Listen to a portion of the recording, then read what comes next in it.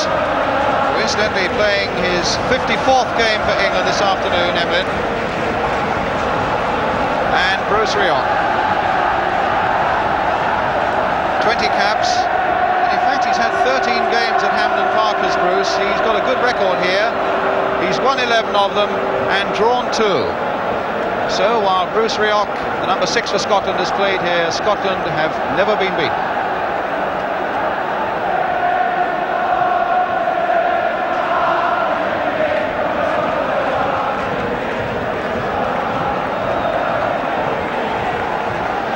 Well, Ray Clements, that was a desperate moment here when Kenny Dalglish, now his teammate at Liverpool, beat him from something like 5 or 6 yards. The ball just squirting between his legs and into the back of the English net 2 years ago. But he's a fairly solid guy. He'll not let that worry him a great deal. So we're almost set for what most Scottish football fans is the battle of the year. Certainly the newspapers up here today, it was their whole front page, their whole back page, about 8 pages of supplement in the middle. I think it's only when you come north of the border you realise just how much these games mean to Scottish football fans. It's Joe Jordan. The pressure is on him, knowing that Derek Johnstone, with some 40 goals this season and a goal in each of the last 2 games for Scotland, is waiting on the substitutes bench. No greater incentive than that.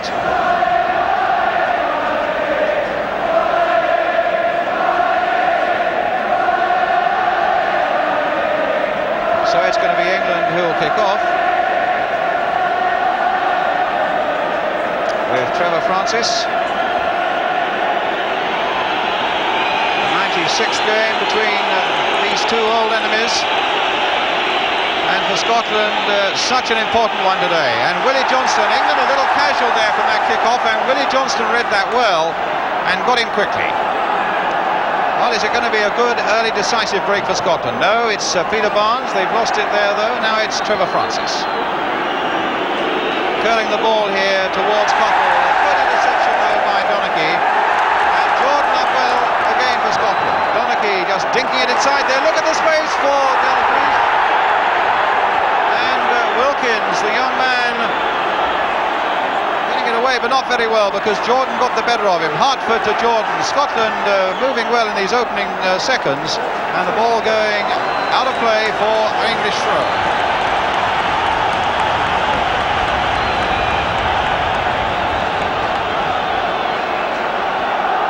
England, who've not beaten Scotland since 1975, mind you, they did it in style then, a 5-1 at Wembley. Phil Neal leaving the throw to Tony Curry.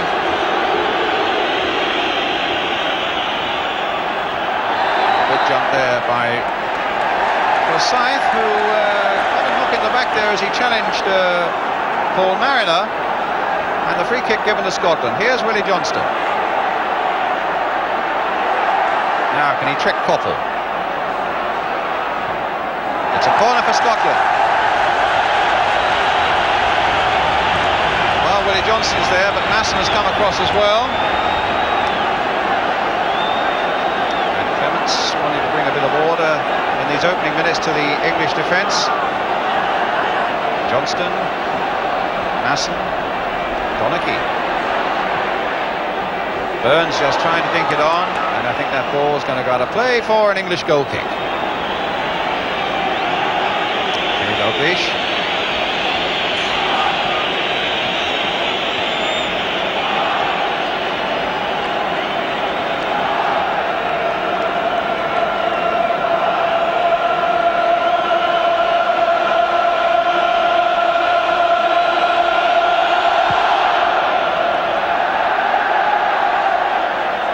Barnes.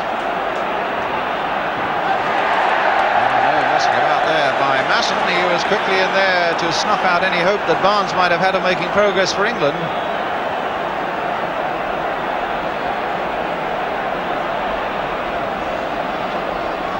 Ball still in play. Masson guiding it in there towards Jordan, and Phil Neal allowing it to go through. Clements took a thump from Willie Johnston, and England England get a free kick. A tigerish start then by Scotland, and Ray Wilkins on the ball now for England. Played there forward towards Francis, but Burns was having none of it. An England throw. Phil Neal with it. Actually the first time England have been in the Scottish half of the field.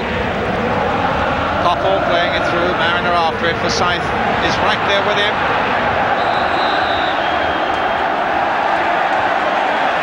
The free kick already taken. Forsyth. Now Masson. Hartford. And a foul by Wilkins that time on Hartford. The referee very quickly stamping on anything that even sniffs of physical contact.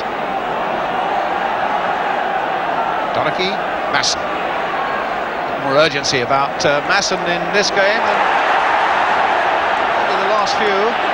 Scotland knowing that it's got to be a good performance today. Mariner, shoved from behind by Forsyth.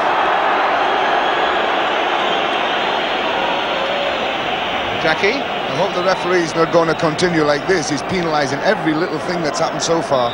He's not allowed any contact or any body checking or any sort of physical contact at all. I hope he's only doing it in the opening seconds to let the game settle down, because if he continues like this, it's going to be a whistle day. Hughes putting it forward now. Too high for Francis, but not for Kenny Burns. Hughes playing it for Watson, who's had a good home international for England. Poking it forward for Wilkins, playing it gently for Neal. Forward again for Wilkins. Good piece of interpassing now by England.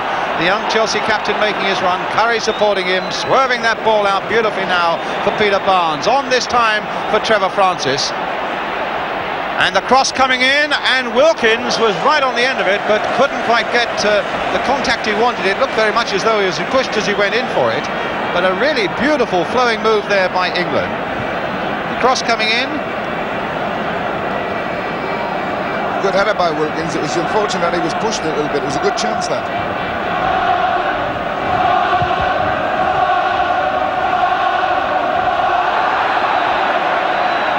Hughes, a free kick against him. The whistle again.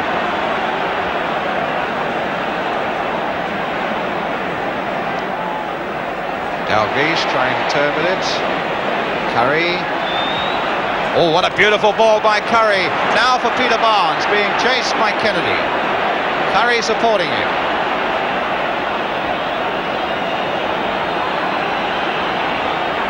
Now can Curry get past Masson?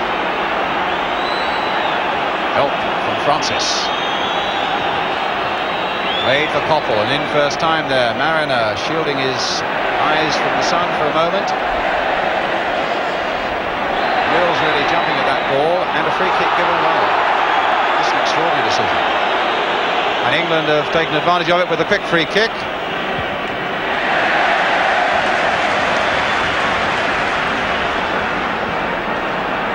Masson. Well, Hartford hurdling that challenge from Koppel.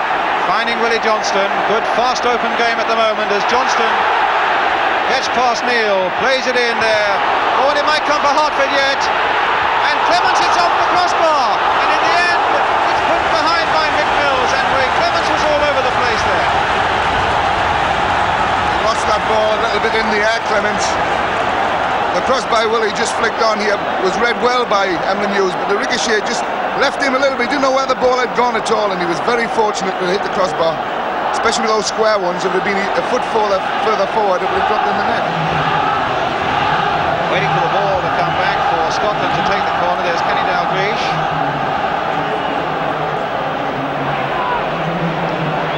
It could be that Ray Clements, Jack, might have a little bit of a phobia about Hampden Park at the moment. He's too classy goalkeeper for that.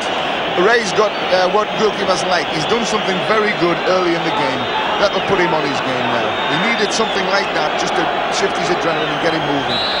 He's done that now. Right, here's the Scottish corner. Floated in again. Oh, my word! It very nearly went in from Kenny Burns, and Clements again really wasn't at his best.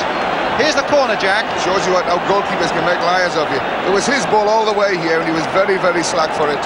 In fact, Kenny Burns was very unlucky that that ball didn't go in the net. How it went across, I don't know. Come on, Ray.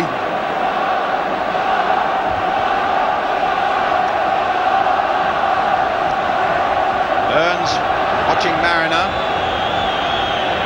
And Clements getting the ball away. A chance maybe to calm his nerve a little, but Scotland trying to come forward again with Masson. This time Wilkins. Oh, can't do that. A foul by Hartford on Ray Wilkins and a free kick for England.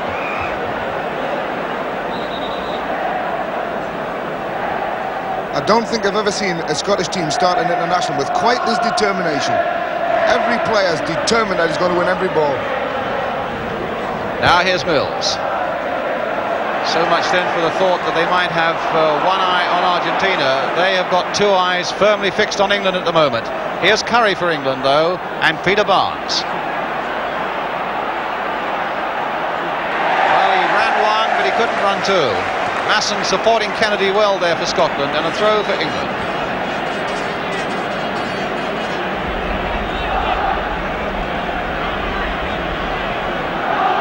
Curry with it.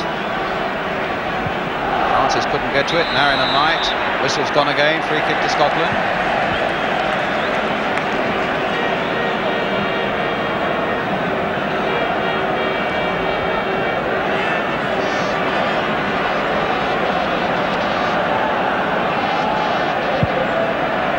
Alan Ruff, the long kick forward. Hughes struggling to get in there. Watson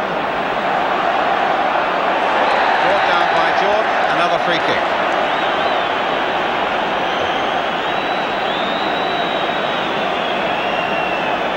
It's interesting, as you say, Jack, to see their determination, but is this a determination that they can take into Argentina? Will they be allowed to get away with some of the things maybe that they're trying to get away with? Well, today? they've got away with that. That was a bad tackle by Joe there, and Asa Hartford got away with one a little bit earlier without being really too badly tackled by the referee. Just a little bit too hard at the moment, the Scottish. I keep saying Scotch, you don't like it, you know. Wilkins trying to calm things down. Mills. The sight really in on the back of Francis. Koppel with Donachie snapping at him. Neil trying to push it forward again. And here's Steve Koppel for England. Played inside nicely for Wilkins.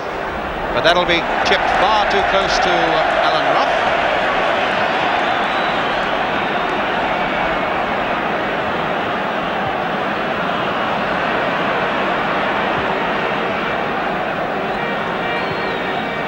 Masson. Scythe. Stopped by Mariner. Now Curry taking it up with him, but Mariner now playing it short for Trevor Francis. Barnes in space on the far side. Francis running back into trouble, but Wilkins was available, and now it's Barnes. Getting around Kennedy again, but Ruff is there.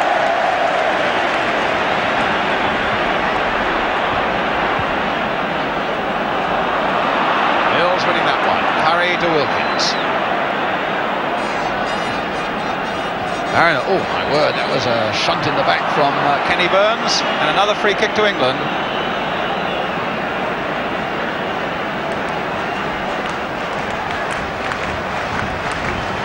Curry playing it towards Francis. Kenny Burns getting there, and the ball in fact coming off the England number 8. A goal kick to Scotland.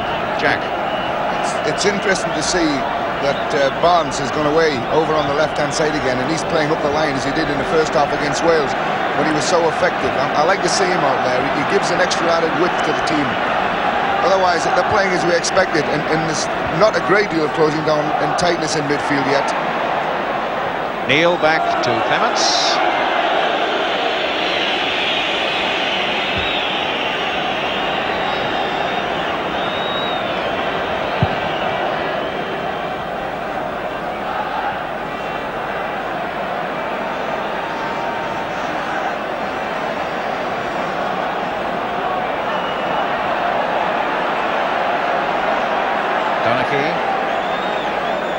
Johnston.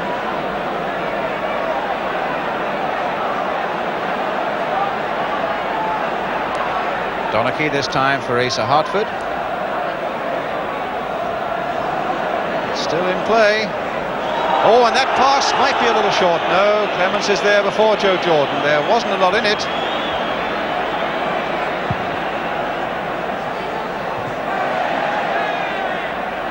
Wilkins to Francis. Offside against Mariner. The Scots have come forward well then.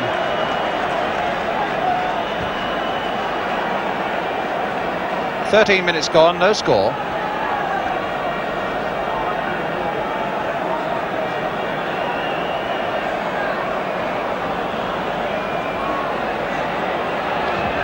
Burns.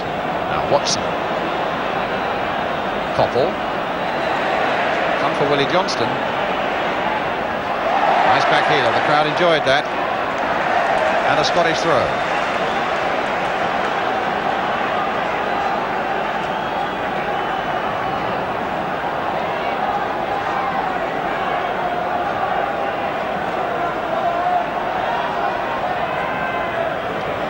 Dalglish, beautiful turner. Come for Masson and Rioch. And Rioch, well, not the most popular decision of the afternoon there from Mr. Conrath.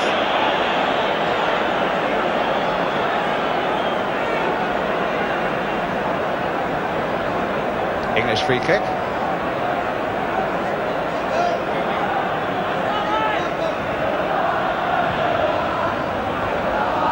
It's now with Mariner. Another free kick to England. A foul this time by Kenny Burns.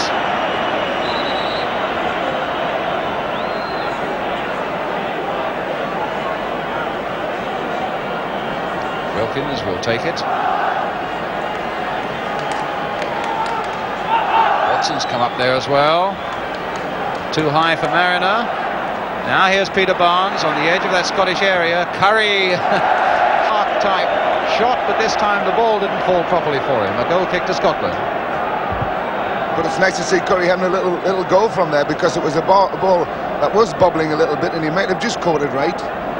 But we need to shoot from there in these games.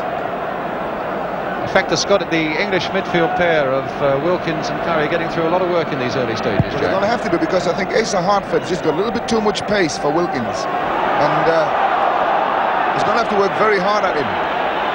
Because if he can stop him, that means that Johnson isn't going to get the service down the left-hand side that the Scottish team need. And he's got a job to do, Wilkins, and I'm a bit wondering whether he can do it or not, because he does like a little bit of pace.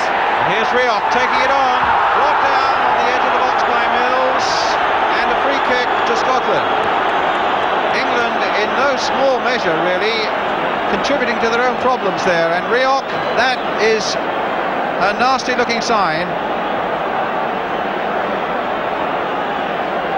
At this stage of the game, with the Scots... Here we are, Jack. Yes, well, they give the ball away, England, there, but it was a bad foul on Rioch, actually. I think he would have been picked up, but he was going into a dangerous position. But England, playing football the way they are, this lapsadaisical stuff across the back at this stage, when the Scottish are really on top of the game and chasing everything, is very dangerous. And they've given the ball away, and those, especially in the left-back positions, several times in this game already. And I hope Mick Mills starts thinking about serving the ball up the line a little bit more for Barnes. He seems to want to play the ball inside all the time. Right, Rioch is okay. We've got a free kick for Scotland, which Masson, a beautiful accurate chipper there towards Joe Jordan. Goal kick.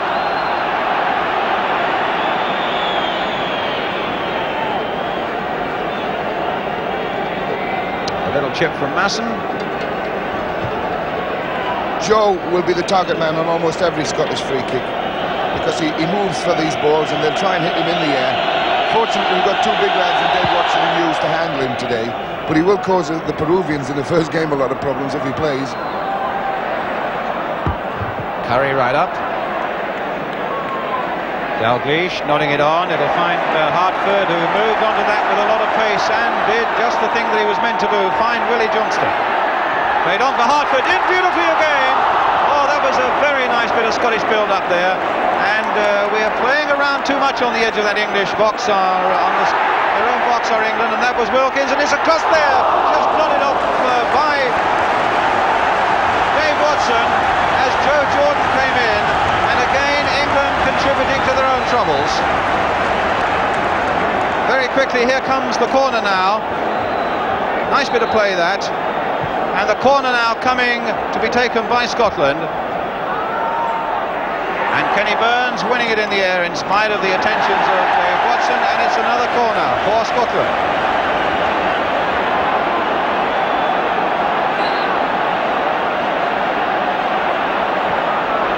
Played to Donachie. Masson just putting that on again. Masson chipping it in again there. Hartford with the header. My word, it was a foot wide, no more. He got some power on that header, did Hartford. That's the best header I've ever seen Asa Hartford produce. I didn't know he could head a ball like that, but it shows the determination in the Scottish team to get at this ball and to give it something. And he really did head that one. He was unlucky it only went wide as well.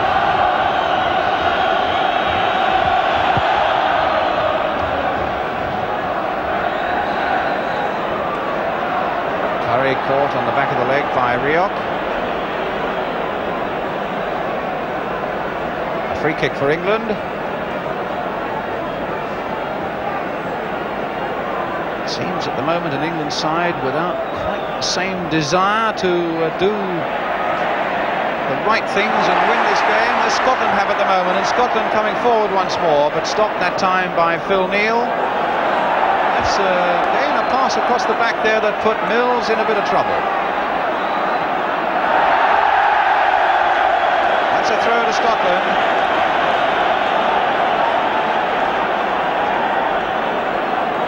Which Rioch will take. Nice wide shot there, showing that the pitch is in tremendous condition here. Jordan playing it back now. Dalglish.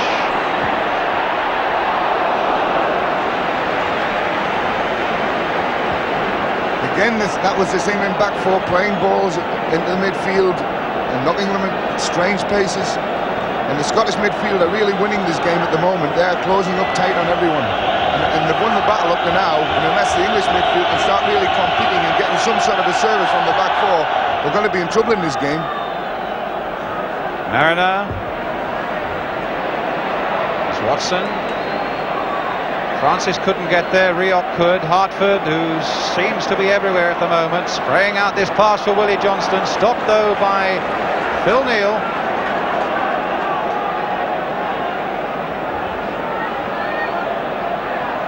Donachie, Hartford. That could be a nice little ball, except that it's just played a little too firmly, and Hughes was able to shepherd it over before Willie Johnston could do anything about it. An England team like this, with no real competitors across the midfield, no real ball winner. They lack that. They need a Nobby Styles in there somewhere. Someone to go and shake people, make them look where they're going, what's happening behind them, and generally put people under pressure. The England midfield aren't doing that at the moment.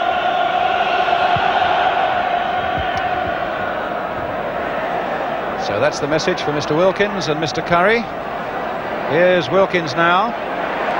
But it's Hartford who wins it, who strikes it out there for Donachie. And that's a throw for Scotland.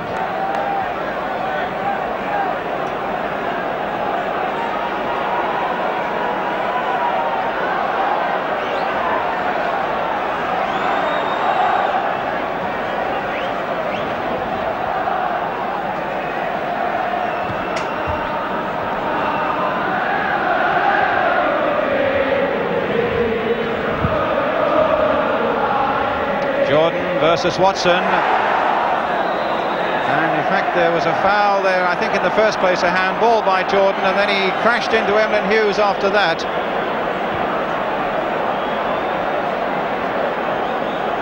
Well, that is what Joe Jordan's all about. He goes in bravely, gets a ricochet off an arm and gets away with the handball. Ball goes on and finishes up going after it and hurting Emlyn Hughes.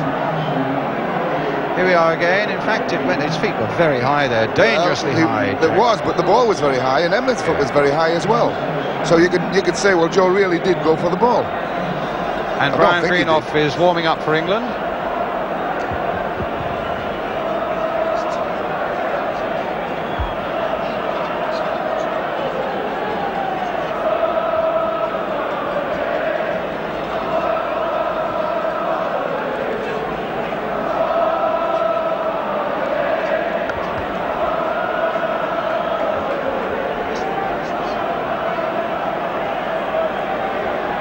Emlyn looks all right.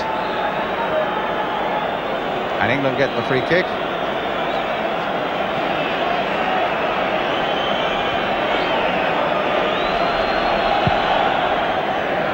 Just over halfway through the first half. Mariner.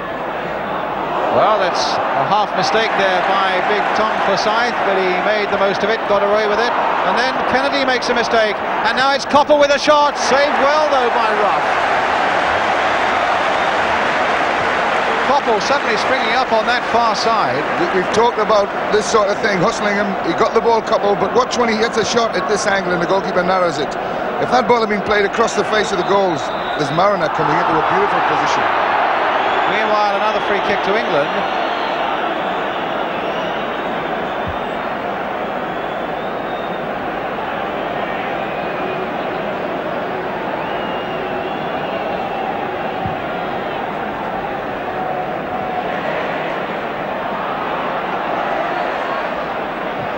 Dalglish. And the long ball played forward by Stuart Kennedy. No trouble there for Ray Clements.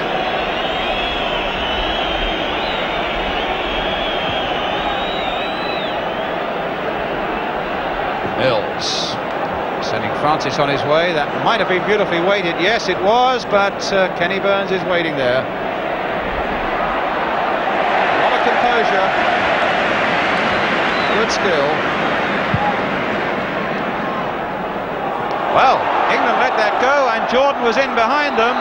Dave Watson is doing his best to recover it. Played back again, but the whistle had gone. An indirect free kick inside the penalty area. So we'll see what happens to this one, and I think after we've seen it, I think Jack wants to make a comment about it. Have a quick word, Jack. It's just that Joe appeared to lose the ball in the air there and finished to pushing Dave Watson and being given a free kick for obstruction, which I thought was totally unfair. It should have been the other way. Joe was the one who lost sight of the ball.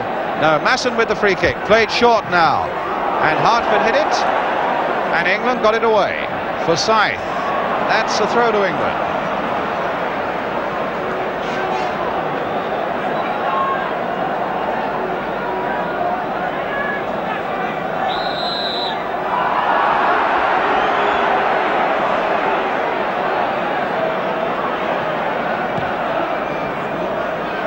That one by Phil Neal, falling nicely for Rio.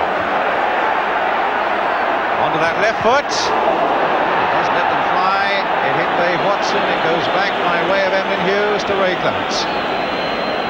But it certainly hasn't been a happy opening 25 minutes for England. Still no score, though.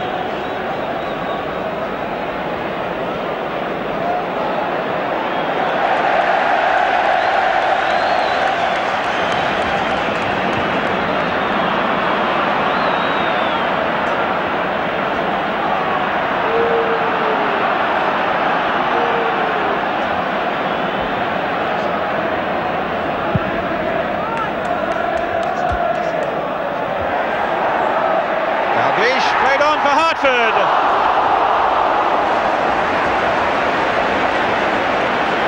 Getting in behind that English defence again, and Hartford is looking in tremendous form, Jack.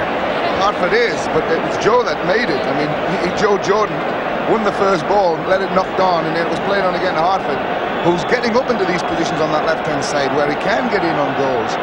Like I say, the England midfield have not picked him up at all, and he's caused all sorts of problems for England, and one of them have got to close him down a little bit.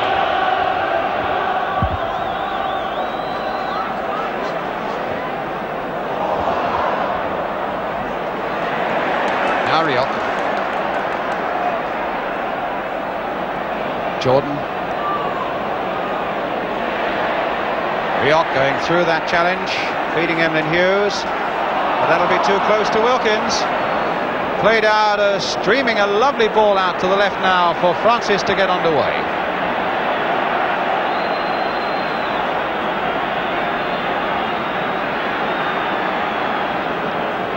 Curry. Wilkins. Goal kick.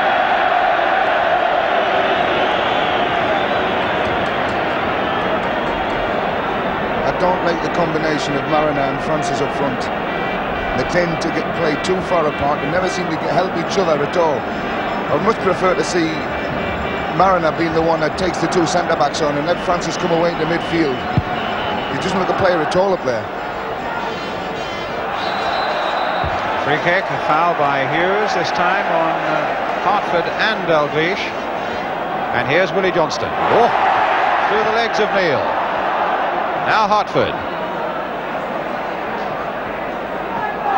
A foul again on Dalglish by his Liverpool teammate Emlyn Hughes. Both of them incidentally making their 54th international appearance today.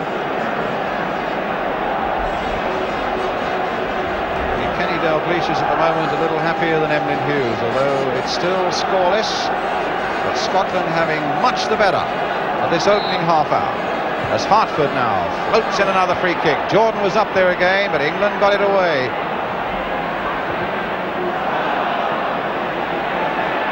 Kennedy. And across it in low, and Mariner not getting it away. Hartford trying to turn it back.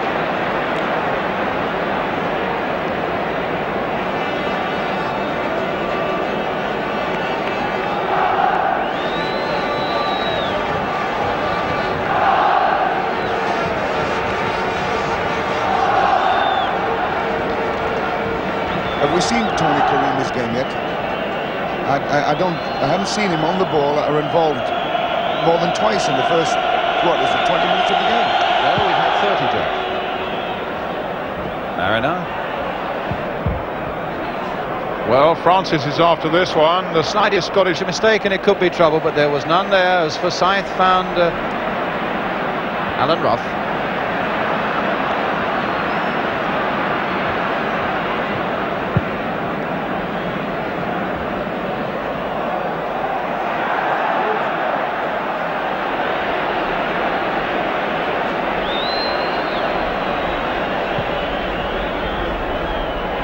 Mariner. And now Barnes. Donachie in just a little too quickly there. Now can Barnes? No, he can't, because Donachie came back and made the recovery for Scotland, and the ball coming out to Willie Johnston. He's done nothing much with that. Curry trying to get up there. And well, that's a curious decision again. But it gives England a free kick.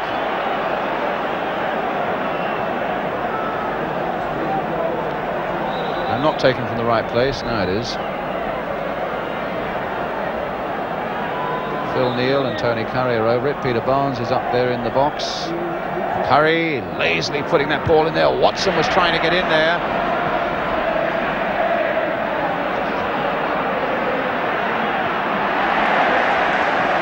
A throw to England.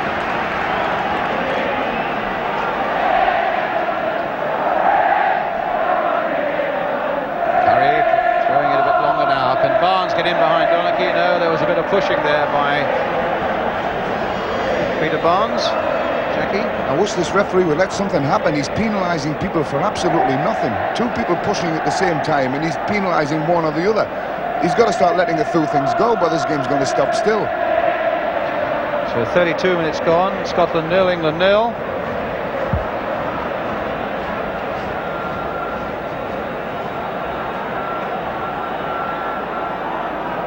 Forsyth. Burns. Donachie. Scythe. Masson. And now Wilkins. It really gave Coppell no chance.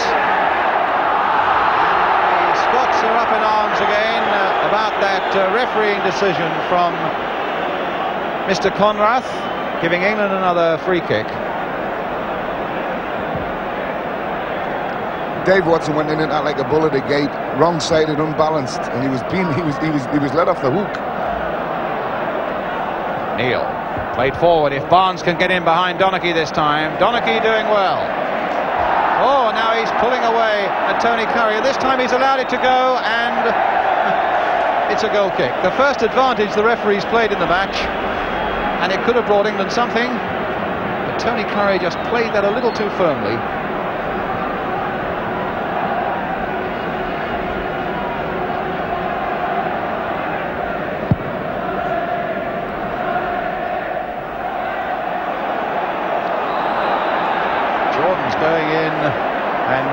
him as well, and a yellow card for Joe Jordan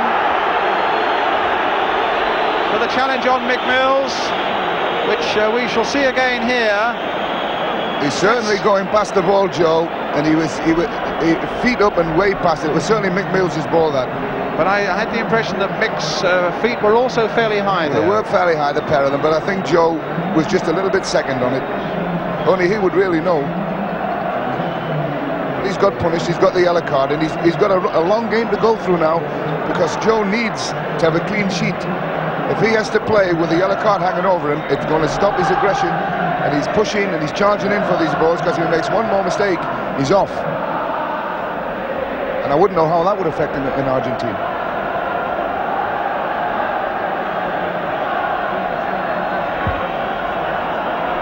Well, he missed the next international game, presumably, Jack, but certainly he's under tremendous pressure in any case from Derek Johnston. And if it's Joe's natural game to go in, as you put it yourself, a bull at a gate and frightening a few people, with one yellow card, he can no longer do that in this game. It reduces his effectiveness. For that reason, I could see him putting Johnson on.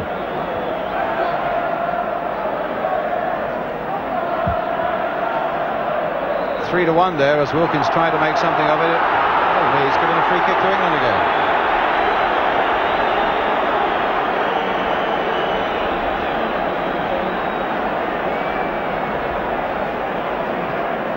Mills, having recovered from that challenge with Joe Jordan, floats it there. Phil Neal was right in there. Masson getting it away. Mills playing it for Curry. Now for Koppel. Deep across this, and nobody there for England. Willie Johnston's there for Scotland, though.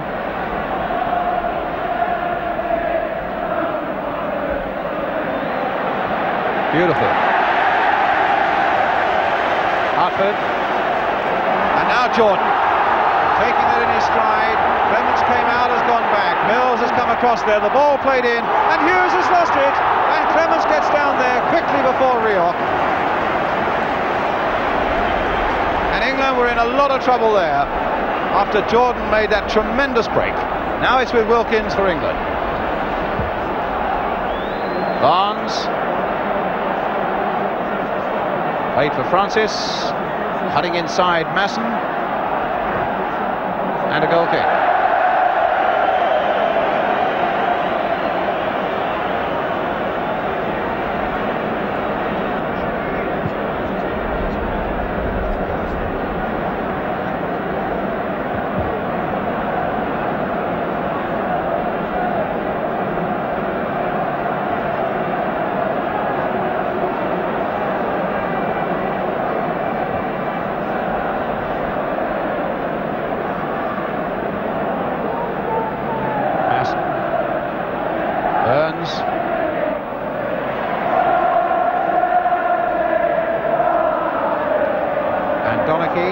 Who in fact does miss the first World Cup game against Peru. He's still under World Cup suspension. Challenge on the back by Donachie on Steve Koppel. A free kick for England. The players can sense this referee, you know. He's upsetting everyone on the park there now. They don't know what to expect. That was a nasty one by Kenny Burns as well. Kenny Burns' feet were high on Mariner. Another free kick for England.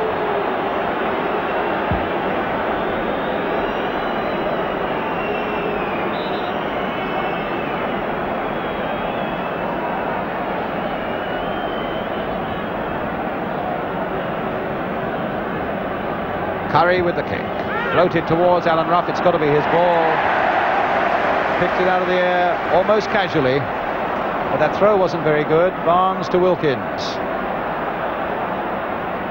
About 8 minutes to go now to half-time. Curry again. Mills. Phil Neal on that far side. And Barnes offside.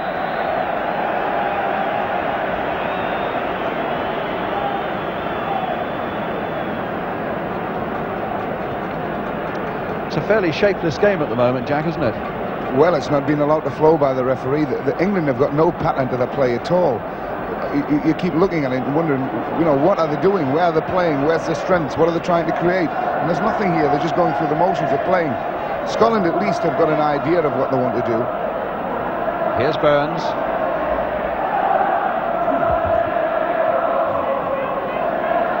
Masson. That'll come for Willie Johnston. Dalglish in the middle. Rioch coming up fast, supported by Donachie. Masson losing it to Trevor Francis. He's supported in turn by Coppell. Wilkins allowing it to run through, but there was nobody behind him in a white shirt.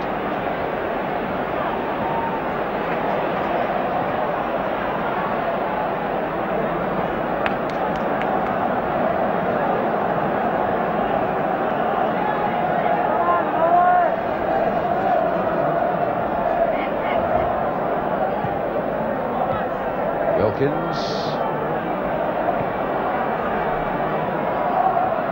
Now Burns.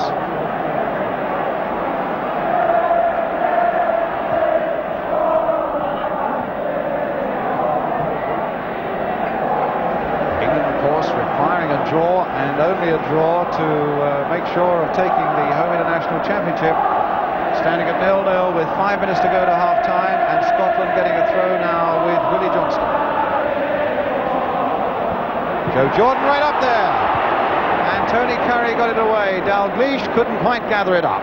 Kenny Burns spraying it out this time for Stuart Kennedy. Running Mills getting in his cross, and Watson and Mills between them getting it back. Joe Jordan has won everything in the air off Watson at the moment, up to now.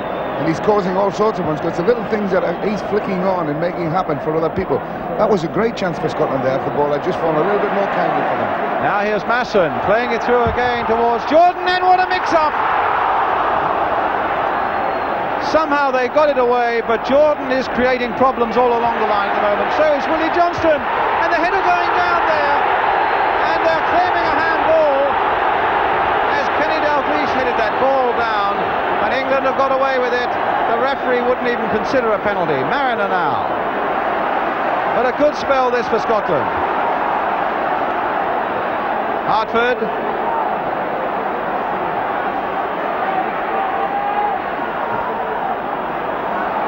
Well, it's an amazing game down there at the moment. Now Francis trying to get Mariner away, but the Scots have been absolutely in command at the back this afternoon, and Kenny Burns coming away again for them. Considering they're without McQueen, it's hardly noticed, and now Hartford playing it again for Dalglish. The Scotland come forward again, and no foul there. Dalglish claims he was obstructed by Neil. That was probably the best refereeing decision of the game. He had lost the ball, Kenny. He didn't intend to play it there, and he tried to get away with an indirect free kick, but the referee wouldn't have it. Burns again, masterful in the air. Wilkins. This is Donachie. Tucking it in for Masson. Flicked on for Hartford. Now for Rioch. Scots coming forward, pouring trouble towards England again now. Kennedy. Rioch. Dalglish turning. It's with Rioch again. Flicked in again towards Joe Jordan, and that's an easy, safe catch for Ray Clements.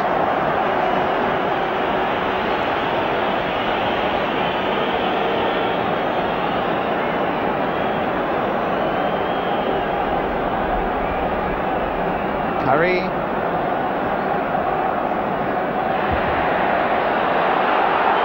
that was a challenge on the back of Trevor Francis there by Tom Forsyth. That has put Francis in trouble. It was a bad tackle by Tom Forsyth. He went right through the player and the ball. But the Scotland have surprised me. They've really played well, and they've put the game together tremendously, especially across the midfield. Now the referee is insisting that the free kick is taken with Francis injured, and that could be... he's so inconsistent, it's unbelievable. Francis could well be in trouble from a very heavy tackle from behind. And And whereas he has meticulously allowed trainers to come on previously, no, this time not. The back pass from Mills. And England with Tony Woodcock warming up, which is interesting. So maybe there's going to be a variation up front very soon. Well, Jack. I think there wants to be, because the two England strikers have done nothing for each other at all. Man, they haven't had any service from the midfield either. And you can only play if you get the service. Dalglish playing it through. Beautiful service this time for Rioch, except that Rioch is offside. See, that's exactly the way Scotland are winning the game. The midfield are winning possession, they're controlling it, and they're serving balls so that the two forward players can get onto them and cause England defence problems. But England have not won anything in midfield yet, not created anything. Consequently, Francis and Mariner aren't being brought into the game in the way that they should be. Got to do something about the midfield.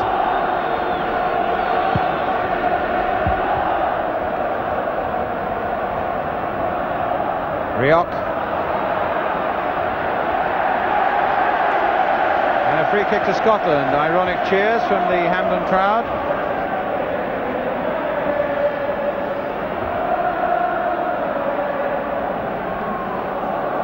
Hartford played for Rioch. Kennedy linking up. Good spell this for Scotland. Clements under pressure. Good safe catch. In fact, he wasn't under any pressure from Joe Jordan, just maybe from the occasion, and that was all. But he's a good experienced keeper. He took it well without any problems at all. And here's Mick Mills now for England. Played on for Curry. Mills linking in again. Stopped though. And Curry going in a bit hard there on for Forsyth. But he's given a free kick to England. Actually, I didn't believe what I saw there. I thought Tony Curry kicked away at the ball and finished up kicking him in the arm. I think that's what Tom Forsyth thinks it was as well. Is that what he's holding? I can't see from here. Here we are, Jack. Johnny Curry turned out and just had a whack. Kicked him in the arm and the ball. He must have seen the arm there. The referee was looking at it and did nothing. Derek Johnston is down on the track, waiting to warm up, which will please a lot of Rangers fans here today.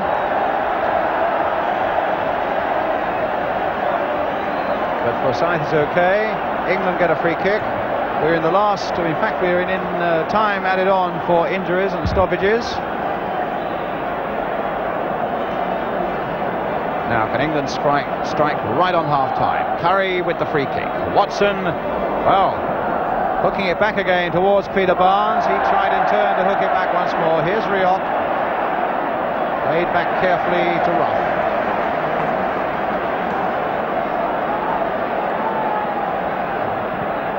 Kennedy, long ball forward. Hughes heading it away. And a handball against Tony Curry. A free kick now to Scotland.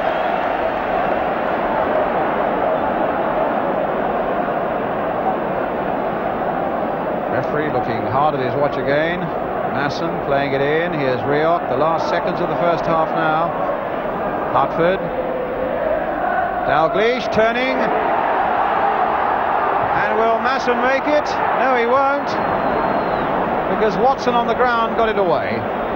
And here's Curry again for England.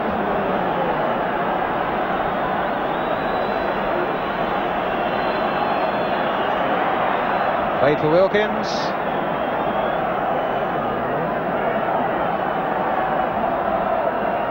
Mills. Francis.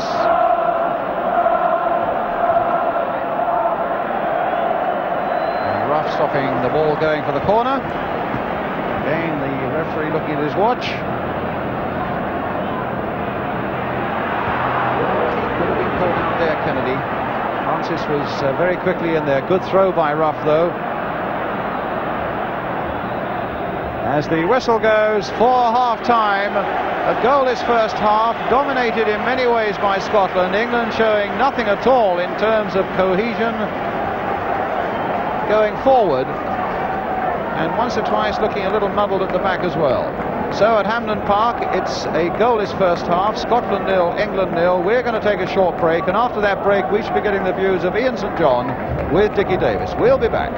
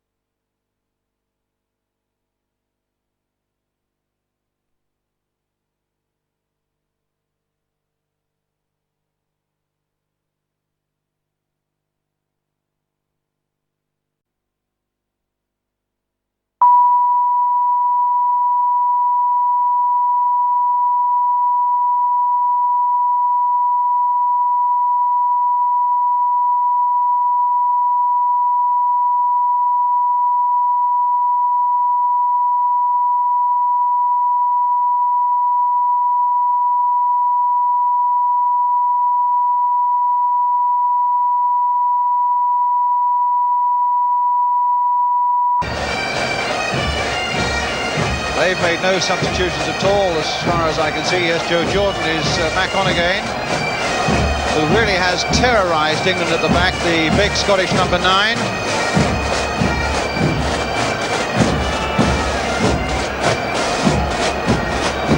I would think it's almost certain that Johnson will come on fairly quickly in the second half. I hope he does. Take a bit of pressure off England. Well, England coming out now, and don't see any changes. 2, 4, 6, 7, 8 of them. No, it's Coppell, Curry and Evelyn Hughes. 2, 4, 6, 8, 10. We are starting the second half with the same England 11 that played the first half.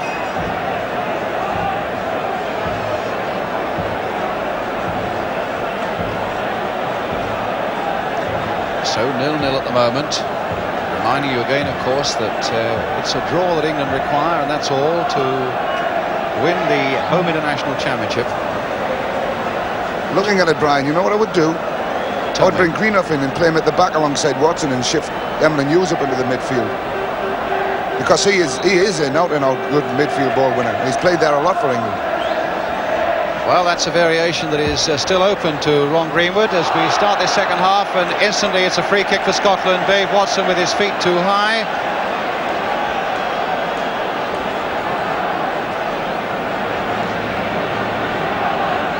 Scotland with 2 draws so far in this home internationals. They've had all 3 games here at Hampden Park. A draw against Northern Ireland last Saturday, then against Wales, both 1-1 on Wednesday. With 3-1 against Wales last Saturday and a 1-0 against Northern Ireland on Tuesday, and 0-0 here at Hampden Park as Hartford takes this free kick. And McMills getting it away before Kenny Burns could get in there. Dinked back again by Masson. Neil away this time for England. Curry. Well, that's let Dalglish in. Joe Jordan is waiting in there, but the ball was played. Not a good piece of play that by Dalglish. Played in straight at Clements. Mills now for Peter Barnes.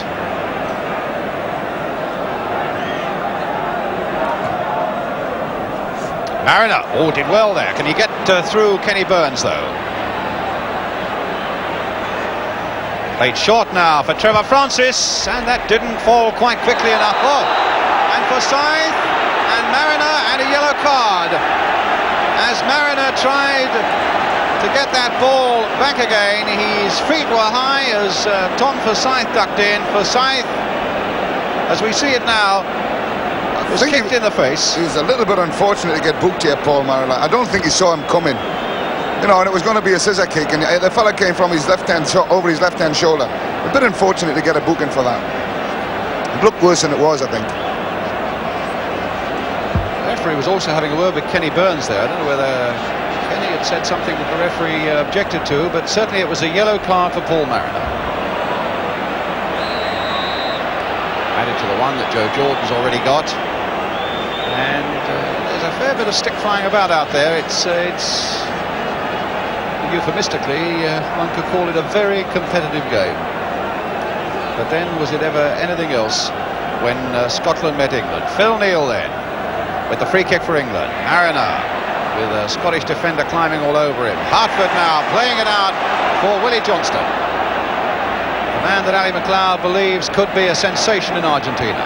Played inside for Hartford. A lot of experience in this Scottish midfield.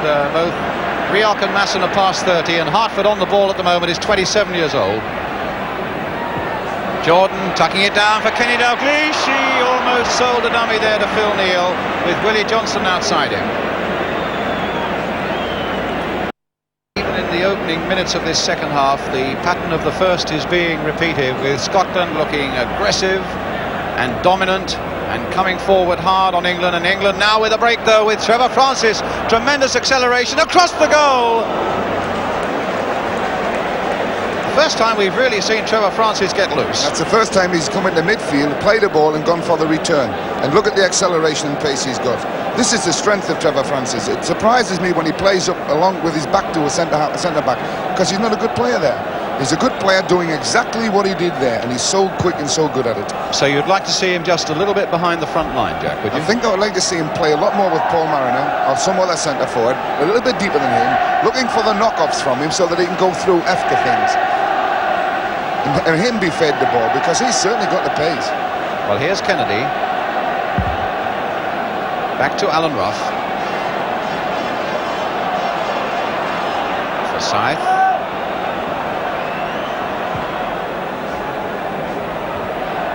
Hughes winning that header cleanly. Curry in turn finding Wilkins. Here's Francis again. Wilkins to Francis. Faced by Willie Johnston. Curving that one in. Cut out by Rioch. Well, total misunderstanding there between Hughes and Watson, and I thought for a moment they were going to let Dalglish go through unchallenged.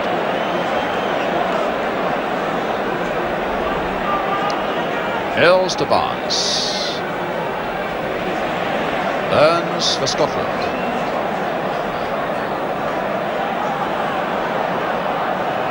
Forsyth to Donachie. Jordan. Watson right behind him. Koppel. Francis has let that run, but there was a foul. Francis backing in on the Scot. Forsyth. Free kick to Scotland.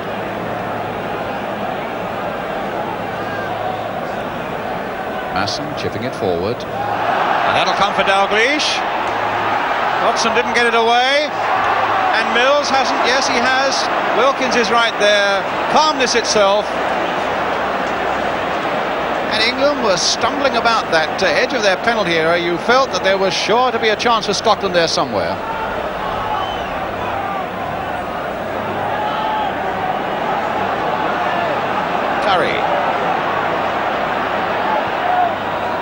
Mariner flicked in again. Now can Francis get the boot on this one? Francis coming in again and getting his shot in. We got a little bit better build-up in that. We got English midfield players getting up to support people and knocking the ball and knowing where they were knocking it. That's really one of the first good build-ups we've had to a game. Trevor ran into a good position. He's always trying to finish himself. I wish he would think about knocking balls across the face occasionally, because that's where we'll score a goal against these lot today, if we can think about it. You mustn't call them these lot. Well, he's Scottish. Scots, I meant. I'm sorry about that. But the boy at the right, if Ali McLeod had any problems about his right back, he's got a good find in this kid, Stuart Kennedy. He's Yes. done extremely well, and although... Well, he knows him well because he was at Aberdeen with him, of course, with Ali. That's right, but he's a good player, and he's done a good job on Barnesy today. In fact, Barnes hasn't had any sort of a service, but mainly because this boy stuck so close to him. Right, here's Donachie. Chipping it forward again. Joe Jordan up there giving Dave Watson a few problems. Phil Neal putting it into trouble. Rioch hitting it again. My word, they're doing some strange things, this England defence today. They're getting pushed, and they're getting harried, and they're doing silly things. That was a dreadful ball from Phil Neal. It was one, either you hump it up the field out of the way, or you give it back to your goalkeeper, but you don't play it square across your face of your box like that. That's the first rule in the game you learn at the age of 5. Mariner jumping for this one, but it's Kenny Burns' head that makes the contact. Mariner going in on Hartford. Wilkins going in on Hartford. Here's Koppel. Chip forward again for Mariner. Forsyth is there for Scotland.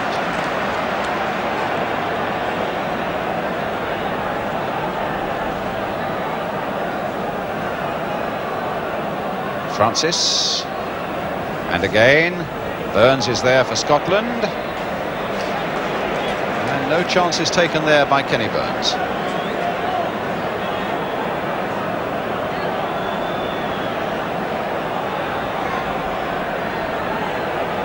So Tony Curry, longish throw towards Mariner at the near post. Dalglish. Yes, Watson's feet were too high. Free kick to Scotland. 8 minutes of the second half gone, no score. Dave Watson hasn't had the sort of game we would have expected of him today. He's been under a lot of pressure from Joe Jordan and Kenny Dalglish, but he still sticks to the job, and he's challenged for everything, and he'll keep going to the finish. I would like to see a little bit more from Coppell. We've seen very little of him today. Throw to Scotland.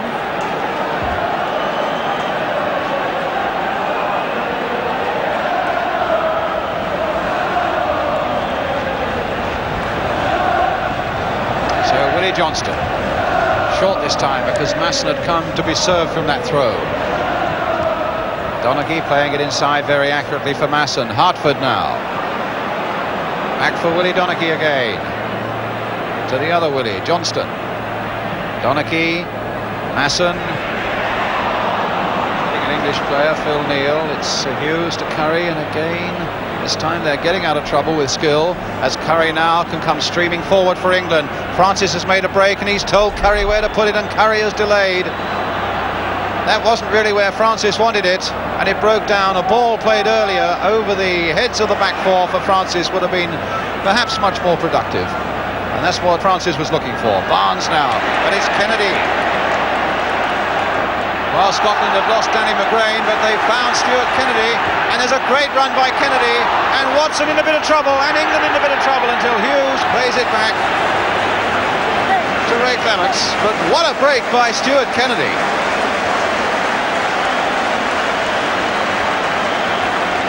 Yeah, it was a tremendous break. The lad's done very well today, and there's not many people can outrun Barnsley like that. And he really went past him, and the ball he played in was a bit of quality. Dave Watson didn't really know what was happening, and he got away with just a touch. Jordan finding Johnston. And he ran straight into the Englishman. Well, I don't really see there was much Dave Watson could have done about that. Willie Johnston was going like a train, and he kept on going like a train and ran straight into the big English number 5. I think may have hurt himself as well, but it's a free kick for Scotland. There's Masson, straight through to Clements.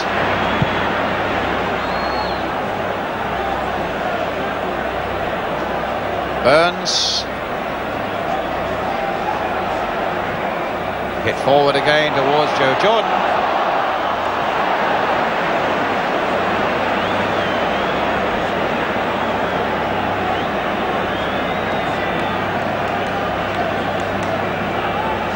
We said before the game about Joe Jordan being the one to stretch the English back to centre back too, and he's done it the whole game. He's run well down left and right sides, and he pulls people about, and he played that ball in, and he was justified in wondering why there wasn't anyone there at the end of that, because it was a good break by him and a good ball in. There he is again, playing wide on the right this time. There was a shove in the back on Dalglish by Hughes, but the referee played the advantage, but he didn't then. And a free kick to England for the foul by Dalglish on Tony Curry.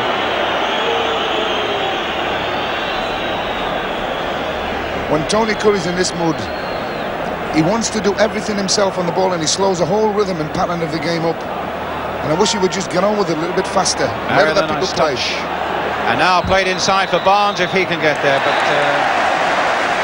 French linesman with the yellow flag, halted play, and it's a free kick for Scotland. Offside.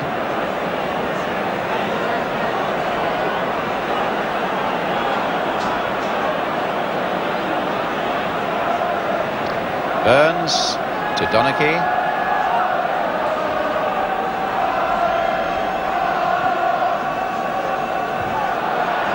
Good header that time by Emlyn Hughes, sticking close to Kenny Dalglish. Now Hartford letting it run, but Hughes again judging that well. A nice safe pass back.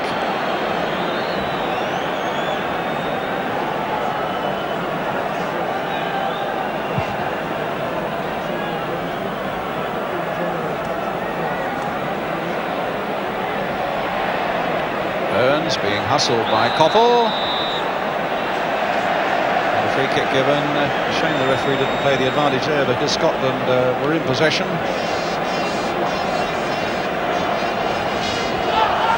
Donaghy with it. Coming up to a quarter of an hour, the second half gone. Jordan v Watson. Wilkins getting it to Neil.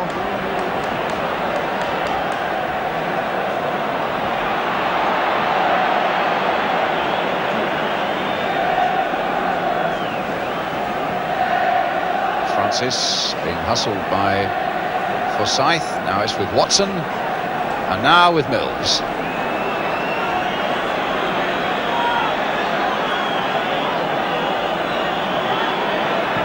A little chip towards Mariner. It'll fall for Peter Barnes. Kennedy at him though.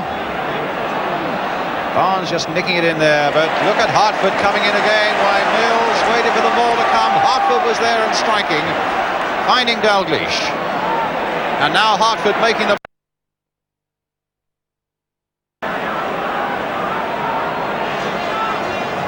Kennedy. Hartford. A little chip again towards Joe Jordan. Could be interesting. Knocked in again there. Mills just got his head to it before Dalglish could get in.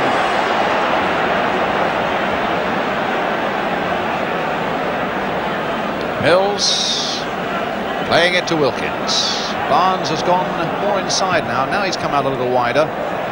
But total misunderstanding again as England come forward.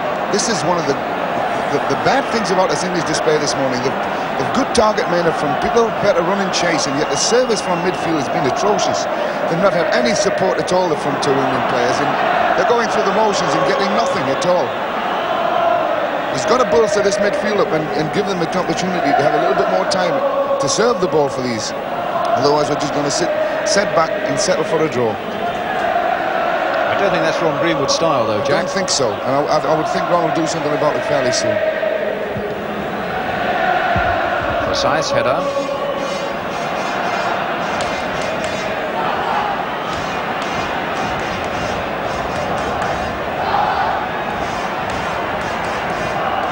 Hughes. Mariner been chasing a shadow all afternoon, the shadow of the ball. Barnes. Curry running on it. The Scots are certainly not allowing anybody to do that today. Forsyth with the chance to play it back to Alan Rough. He really has had to make one good save today. That was from Steve Coppell in the first half. One or two catches under a bit of pressure, Rough. Other than that, a very quiet game for him. But now here's Rioch. Johnston. Played in firmly there towards Dalglish, and it's a couple of times in this game that Kenny Dalglish's control has deserted him when he's usually at his most devilish in the opposing penalty area. It's interesting to see that Hartford and Rioch have changed positions for a while. Hartford's now stopped operating down the right-hand side a little bit, and Rioch's going on his natural left side. Willie Johnston with the long throw for Scotland. Joe Jordan is up there again. Emlyn Hughes is getting in there, and a goal kick given.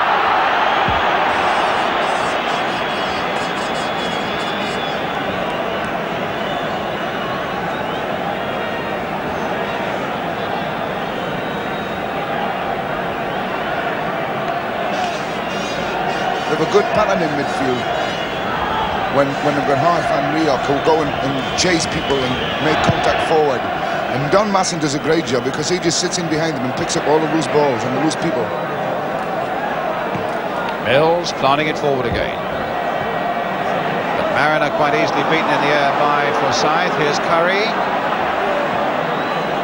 Now a bit of space for Barnes. But as he comes towards Kennedy, Hartford was also in there. The long ball swept wide now for Coppell. Now for Curry, onto the left foot. Is this a chance of a shot?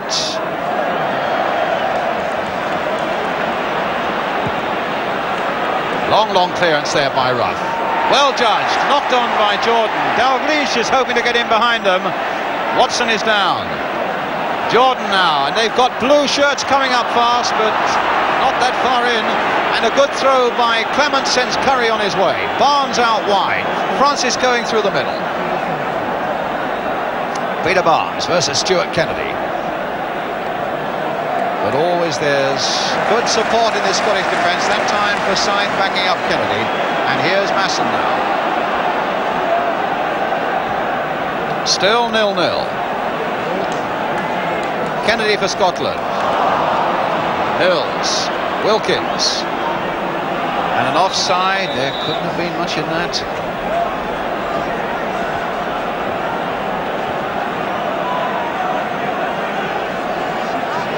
Donachie, cut out by Koppel.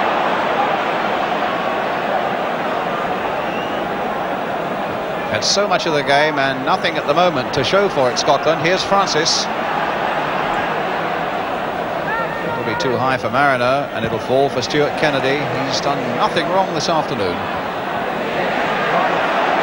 Now Dalglish,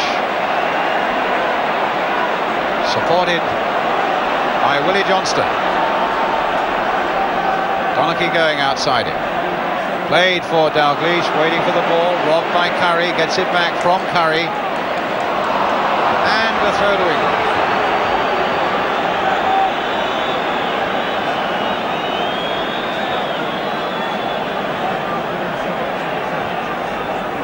Now can Mariner get in behind them this time? Not with big Forsyth there, back again to Ruff.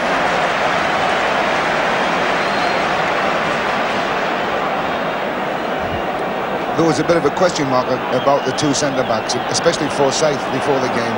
A lot of people wondered if he was up with this. But him and Kenny Burns have played remarkably well today.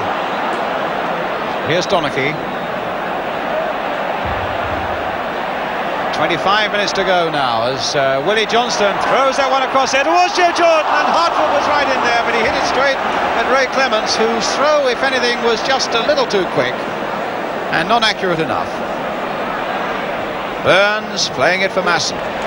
Again, the Scots are coming forward. Masson telling Johnston to go right forward there, but that's cut out by Phil Neal.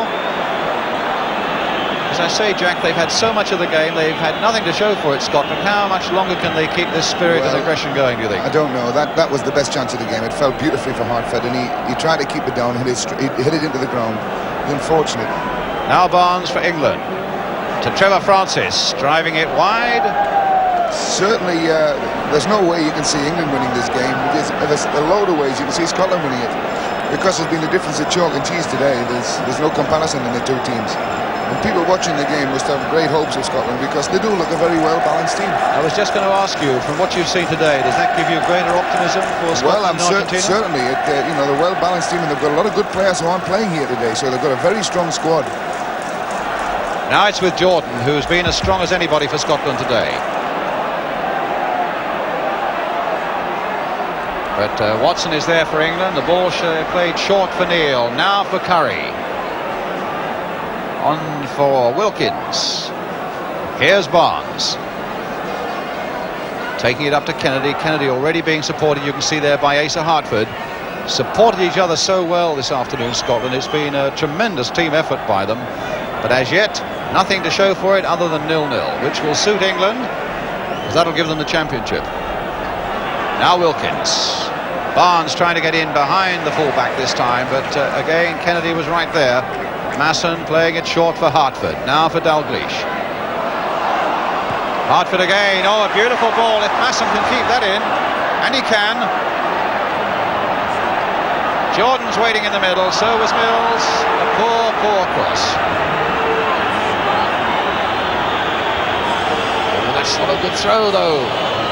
And Rioch was in on Koppel, and Koppel is in pain. And that was a throw by Ray Clements that was always going to put Steve Koppel in trouble. Yeah,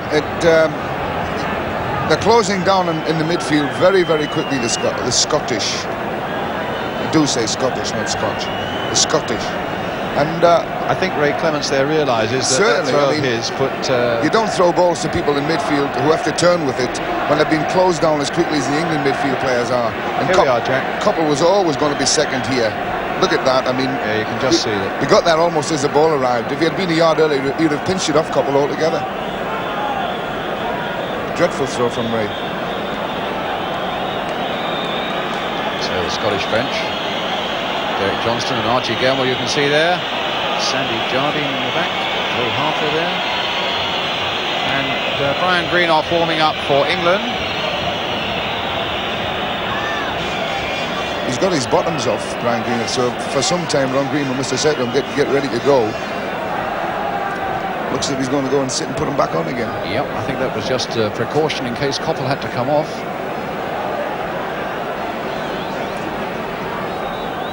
Hughes with the free kick for England. Kenny Burns winning everything. Rioch. Donachie. Masson.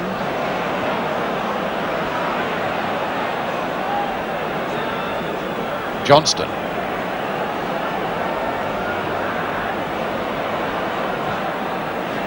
It's a nice ball there from Johnston, and Kenny Dalglish has let it run, turned it back. Dave Watson whacking that one away. So there's a big difference there. The England players standing off and letting the Scottish players knock the ball about and keep controlling and pick the ball they want to play. They're not hustling them nearly enough in midfield, like they're hustling the England players. Forsyth, look at the space here again for Masson. A little chip in there, but this time Tony Curry can drag it away for England again to Wilkins. Played on for Mariner.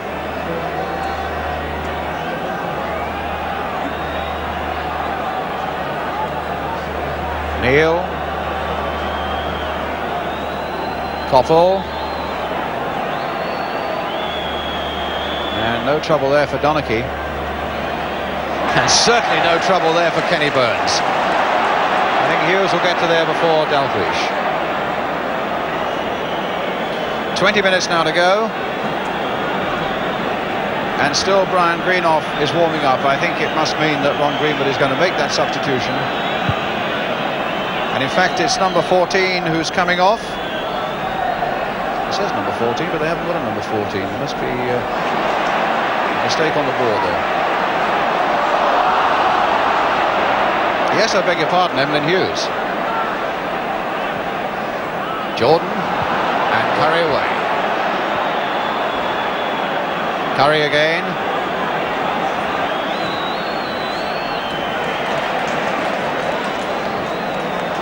Francis in.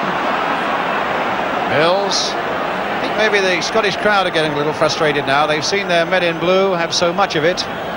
They still haven't given them the goal they want to cheer. Kenny Burns, oh my word, he very nearly gave that to Koppel, but he recovered superbly.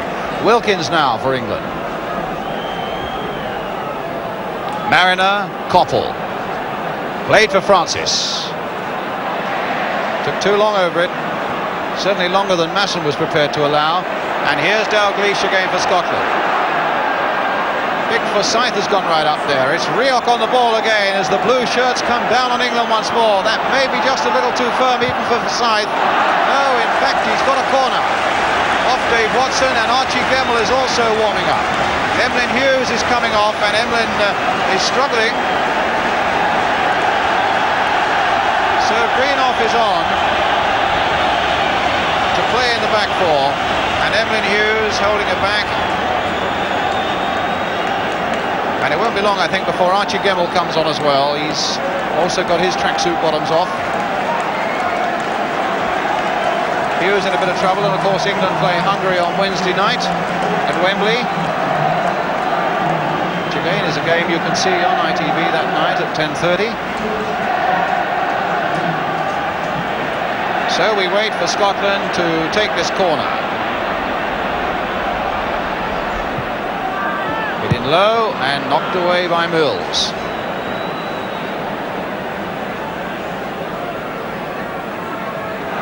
Koppel fighting for it, winning it as well. Curry. Now what? Well, it could have been trouble.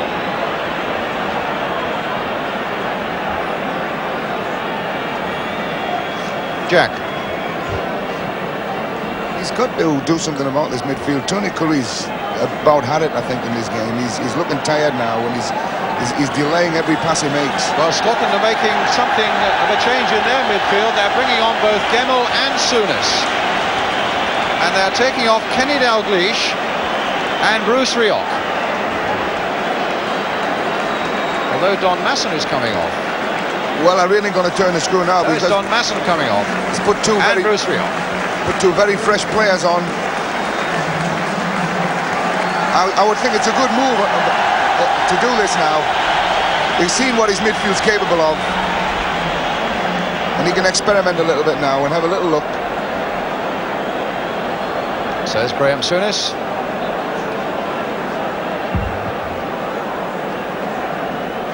So Ali McLeod has used both his substitutions. England still have one in the bag if they want to use it. Just Brian Greenough at the moment on for Emlyn Hughes. Dave Watson battling away again. Phil Neal finding Mariner.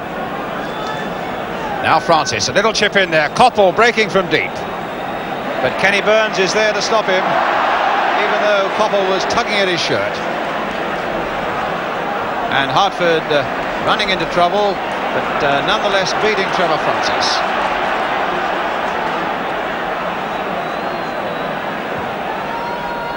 Jordan. And it wouldn't come for Gemmell, it'll come for Barnes. A little chip forward. Here's Mills right forward now for England. Well, the French linesman on the far side, I'm afraid, was a joke then. Mariner was clearly offside, and he delayed for a long time before he put his flag up. The referee ignored him, and England have Trevor Brooking warming up now, so it looks as though they are going to change their midfield. There's Brooking. And if Jack is to be believed, it could well be Tony Curry who comes off. Not necessarily Tony Curry. I think he's more likely to bring a winger off at this stage. Probably Coppell. He wants an extra man. No, it's Mariner coming off. It's Mariner coming off. Well, that was a nudge there by Phil Neal on the back of Willie Johnston. And it'll be a free kick for Scotland.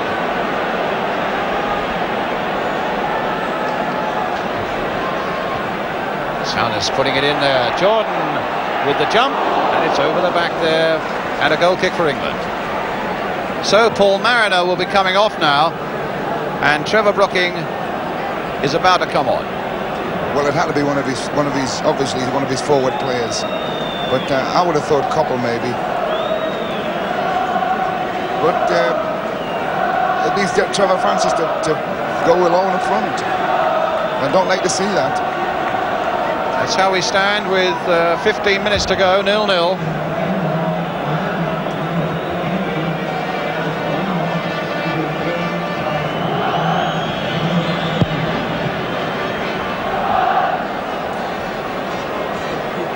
I did tell you at the start of the afternoon that in 95 full internationals between England and Scotland, there have only been 2 goalless draws. Maybe that was the kiss of death.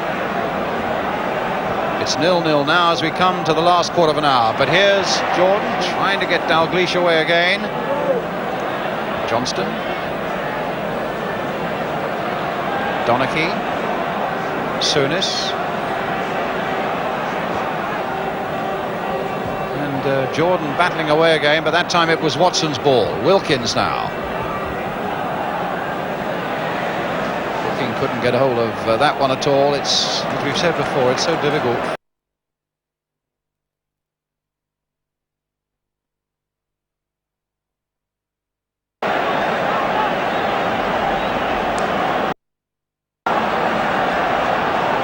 So it's a free kick for Scotland.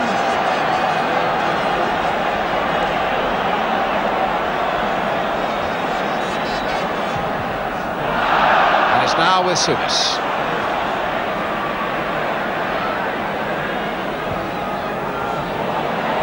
And Watson again winning it well in the air. Souness again. Hartford. Oh, a lovely ball played for Stuart Kennedy. Now England could be in a bit of trouble there. There are plenty up, and Coppell was right back. Souness. And England get it away. Brooking challenged hard though by Hartford.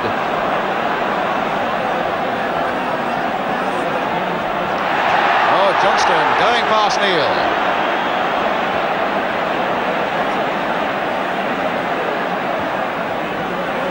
Again for Gemmell, for Johnston. Greenough only half stopping him. Dalglish trying to turn, no penalty there. Wilkins playing it almost casually for Brooking.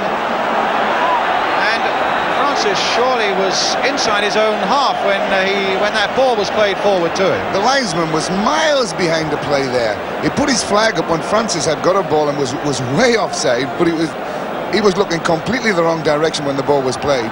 Terrible decision by him over there. Donachie playing the ball in. Now Jordan. Curry after him. Jordan handing him off there, almost rugby style. Oh, what a good ball though for Gemmell. And chipped in again, and Neil getting it away for England. Had there been a Scot on that far side, that really invited a winning hitter. Hartford. Mills just touching it off for Curry.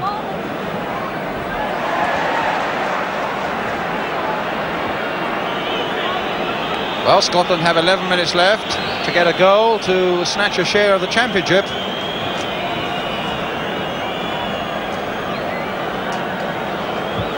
We said, you know, that Scotland wanted a good performance out of this game, and I think we've had a good performance from Scotland. I don't think people could have asked for better, because England have got some quality defenders, and they've had to defend the whole game. Now Donachie. Well, can Scotland snatch it in the 10 minutes that remain?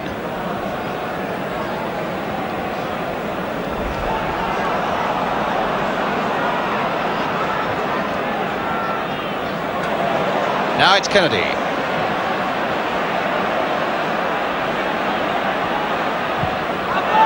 And Curry giving away the corner.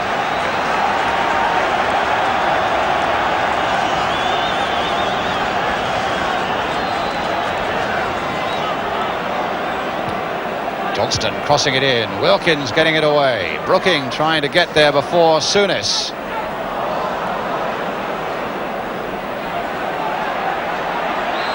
Curry could be in trouble. In fact,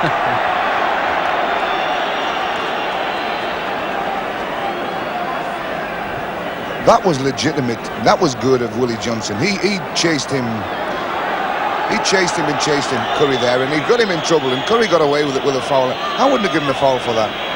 He put himself in trouble and got away with it by getting a free kick.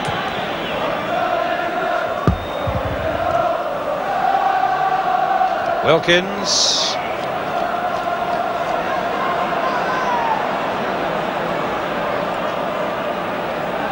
Forsyth. 9 minutes to go. Watson. Souness.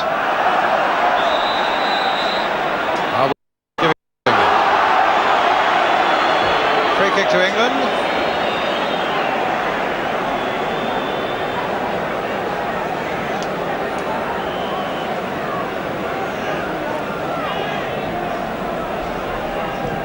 And Mills to Barnes. Barnes with the cross in there. Will it come for an England player? It'll come for Wilkins. It'll come for Curry. Just look how Hartford is fighting there to prevent England getting in a shot. Now it's Barnes. Floated in there again, and Ruff's in trouble, and Coppell has put it into the net, and England are in the lead. It's an amazing game, this. Alan Ruff came there. He's had nothing to do in the whole game. Simple cross. That's an amazing turnabout. There we go, Jack. From yes, behind it's that a goal very there. simple cross, and he should have come and taken it, and he waited and came too late. Drop for Coppell, and England are winning the game 1-0. They don't deserve to be involved in.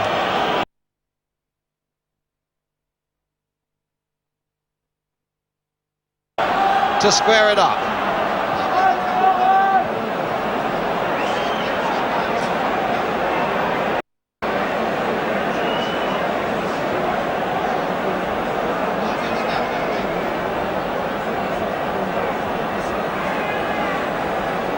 Now it's with Donachie. Jordan's there, and Hartford trying an overhead kick.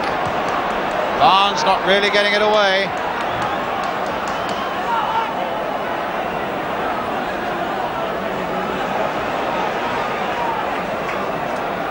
Now Jordan. Kennedy. Oh, Kennedy did well there. And Brooking got it away.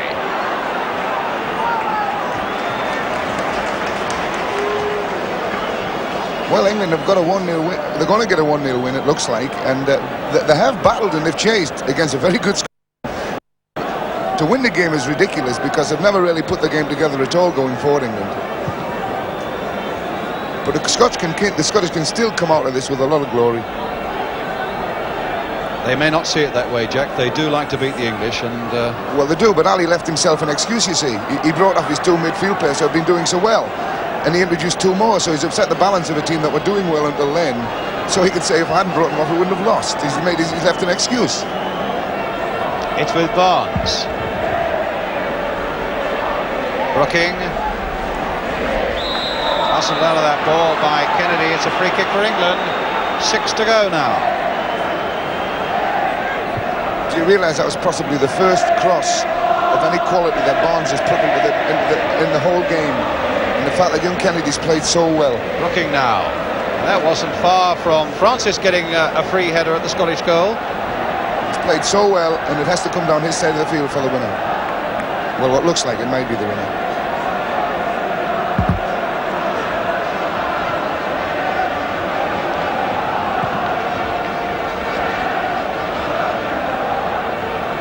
Wilkins, challenged and beaten by Graham Souness. Dalglish playing it back for Donachie.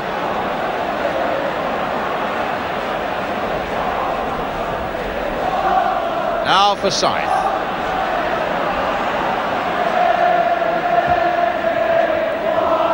Kennedy, Souness. A little chip going in there. And headed just wide there by Asa Hartford. I feel sorry for Asa because he's by far the man of the match in his game. Look at his position he's getting forward for that little chip from Graham Souness and having another header. That's 2 I've seen him do. He doesn't normally do that in a season.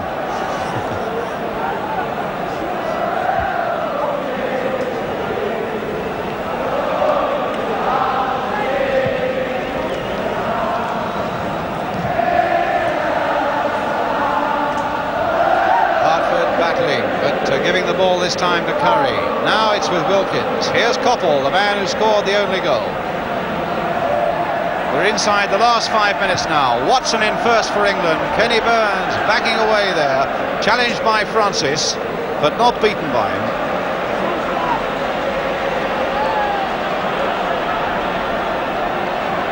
Souness. Dalglish, hopeful of getting in behind. It took a brave challenge in the end from Ray Clements, his Liverpool teammate, because Brian Greenough had sold him just a little bit short. What a magnificent ball that was from Graham Souness. Must have travelled all of 30 yards. Pinpoint pass to Kenny Dalglish. He was a bit unfortunate. They just kicked inside him a little bit to stop him getting in what would have been a first-time volley, and he had to take it on. It's a great ball. I'm saying some nice things about these Scottish people today. I don't know what's up with me. Yet I seem to be taking no pride out of this victory at all.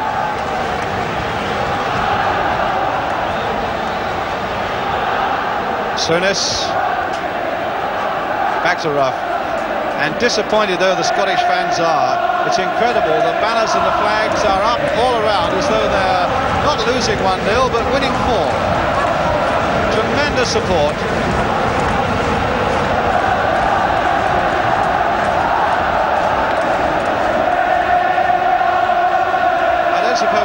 Playing football that gets better support, more wholehearted support than this.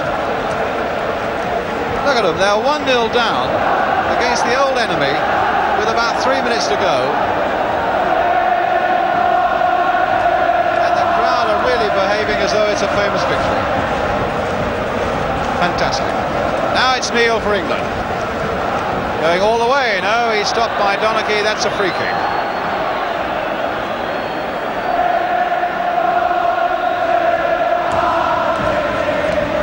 Team may not be the winners today, but the Scottish fans most certainly are.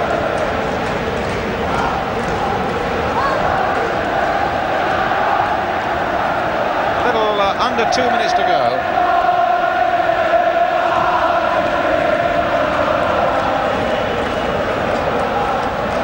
Neil against Stuart Kennedy pushing a header back to Ruff. Mind you, they're singing about we're going to Argentine, and that may be a taunt for the English.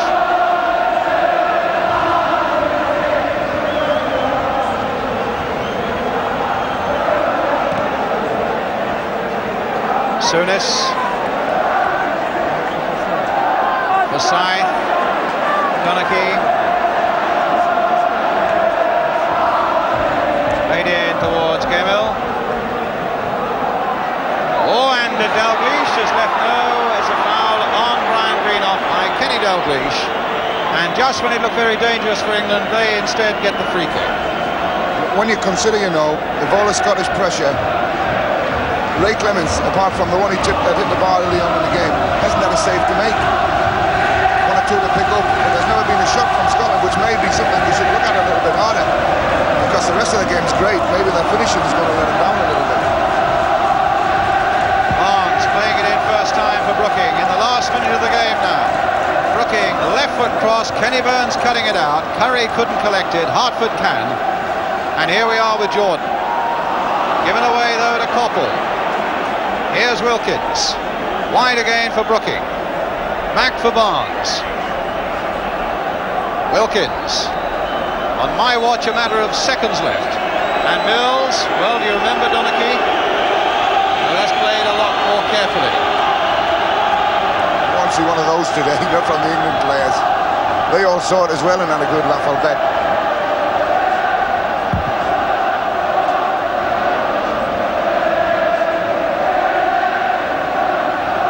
Souness for Scotland.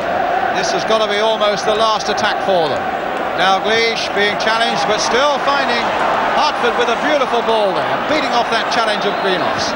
There's his cross going in, and Watson performed heroically for England there as Archie Gemmill arrived late. It's a throw to England. Maybe the last crisis is over now for Ron Greenwood's men. And maybe they're going to get 3 wins out of 3 in the home internationals. And in fact, it's all over, and it is indeed a victory for England. A defeat, but a lot of credit for Scotland, and Emlyn Hughes has gone on to the pitch there to shake hands with the Scottish team, wishing them well in Argentina. The next time they kick a ball in earnest, it's going to be in the World Cup a fortnight today against Peru in Cordoba. And let's hope they can show some of the form they've shown today, and maybe some better finishing. 2 Liverpool men there, Emlyn Hughes and Kenny Dalglish. Emlyn delighted with the win, and Kenny Dalglish no doubt delighted with Scotland's overall performance. Like we say, Ali left himself with an excuse, but he didn't need one today. I mean, I felt a little bit proud of Scotland because they battled every inch of the way, but so did England. And football's about who scored the goal, and England were the ones that did it. All in all, I'm looking forward to seeing Scotland in Argentina now because I think they'll do well. They showed determination, they showed a lot of skill, they showed a tremendous amount of teamwork. The only question mark today possibly was against their finishing. But England have won this game by a goal to nil, scored by Steve Coppell. And so it is that it's England and not Scotland who win the battle between the old enemies here at Hampden Park today. The final score then, Scotland 0, England 1. We're going to take now another short break.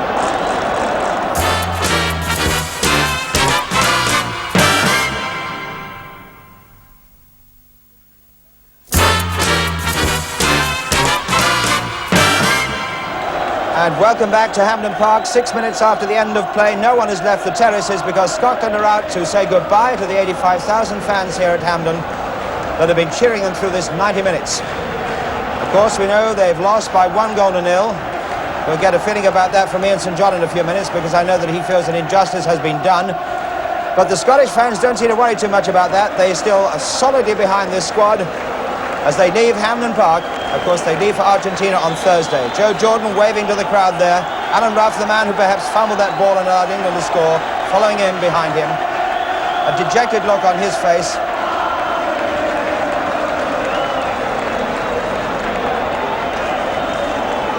So they go back in, and perhaps the flag waving will now just about finished. Well, Ian, as I said, injustice has been done. Scotland have lost, and yet they dominated the game. Give us your own impressions of the game. Of course, Scotland did dominate the 90 minutes. I don't think England had a real clear-cut chance in the game. The goal was a result of a mistake, if you like.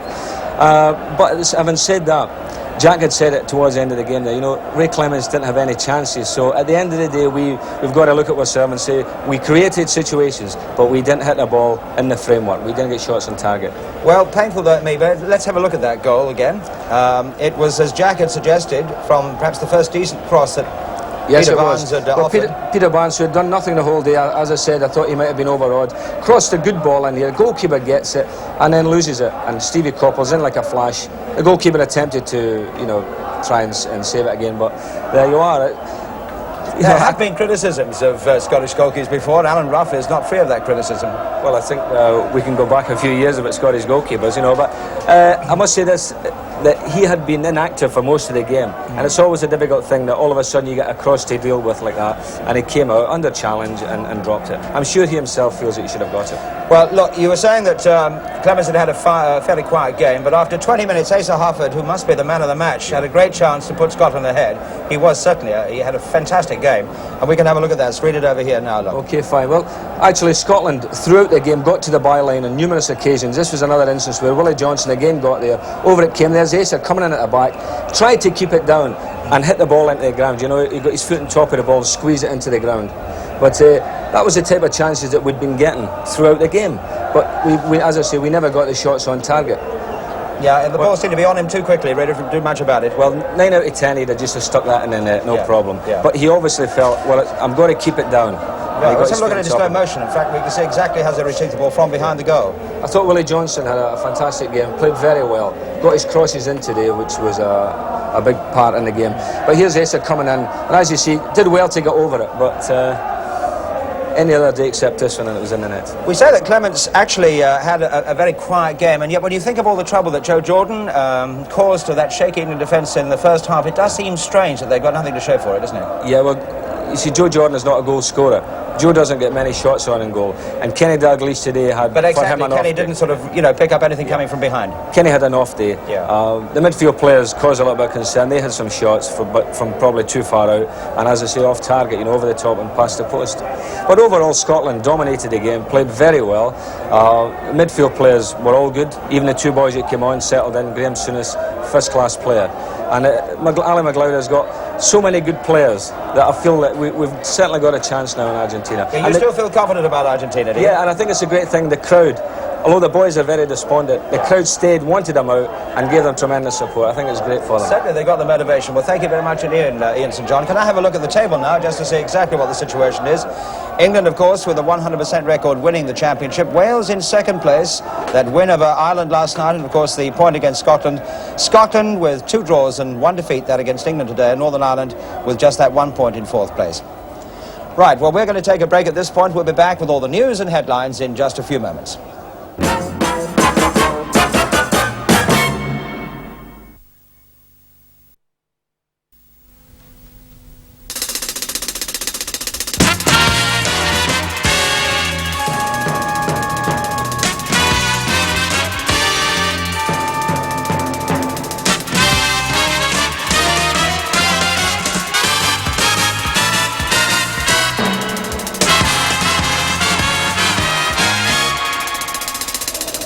Welcome back to World of Sport. Well, of course, the top headline of the day was made here at Hampden Park. England defeating Scotland by 1-0 and so winning the home international championship. You'd never know it, that from the number of people still here singing and chanting away and waving their flags. The other headlines from the World of Sport: 5-1 shot Don is a shock winner of the Lock-in Stakes at Newbury after Jellyby unseats jockey Brian Taylor when in the lead just before the winning post. Cricket, openers John Wright and Alan Hill share a stand of 156 after Derbyshire are put into bat by the Pakistan tourists. Wright goes on to reach his century. A century too for Alvin Kalacharan for Warwickshire in the Benson and Hedges Cup. Somerset reached the quarter-final after beating the combined universities by 10 wickets. And finally, golf, Severiano Ballesteros of Spain storms further ahead in the 3rd round of the Martini International. Right, well, let's catch up with our pools check now. The Australian scorer, no-score draws from Bob Colston. First, the score draws. Number 11, Knox City. 19, Caulfield City. 39, Athena, 50, Bassendean, and 55, Mount Gravatt. And there's just one no-score draw, that is number 34, Windsor. Right, there are 5 score draws and 1 no-score draw. No claims are required. Dividends will be only moderate. Let's go back to London now and get right up to date with the racing results, starting with the 2:30 at Newbury, the Lock-in Stakes. First number 2, Dawn, 5-1. Second number 12, Camden Town, 3-1. Third number 9, Ovac, 16-1, 10 ran. The 3 o'clock at Newbury, first number 1, Lucent, 5-1. Second number 5, St Petersburg, 9-2. Third number 11, Bright Fire, 8-1, 7 ran. The 3:30, first number 8, Concours, 6-1. Second number 24, Sandy Bay, 8-1. Third number 23, Saylord, at 20-1, 19 ran. The 4 o'clock, first number 10, Charlotte's Choice, 8-1. Second 4, Abratsovy, 9-4 favourite. Third number 15, Man of France, 8-1, 11 ran. The 4:30, first number 10, King Alfred, 5-1. Second number 11, Luz Bay, 12-1. Third number 18, Royal Love, 4-1 favourite, 25 ran. Newmarket 2:30, first number 2, Frasino, 9-2. Second number 9, Top of the Class, 6-1. Third number 10, Lady Peg, 7-1, 6 ran. 3 o'clock, first number 2, Double Form, 9-4 favourite. Second number 9, Emperor's Shadow, 3-1. Third number 5, Lord Rochford, 9-1, 6 ran. 3:30, first number 9, Intercraft Boy, 11-2. Second number 5, Twice Rich, 11-8 on favourite. Third number 4, Pontilist, 11-1, 7 ran. 4 o'clock, first number 22, Mixed Applause, 6-4 favourite. Second number 14, Chalumeau, 16-1. Third number 2, Darlinga, 7-4, 16 ran. The 4:30, first number 5, Limos, 5-2 joint favourite.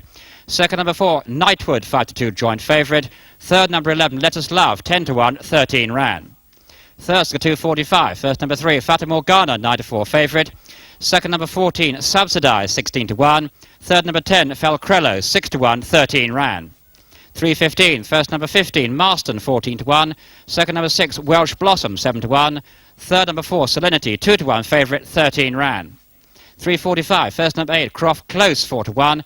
Second number 11, Walter, 12-1. Third number 20, Bry Eden at 20.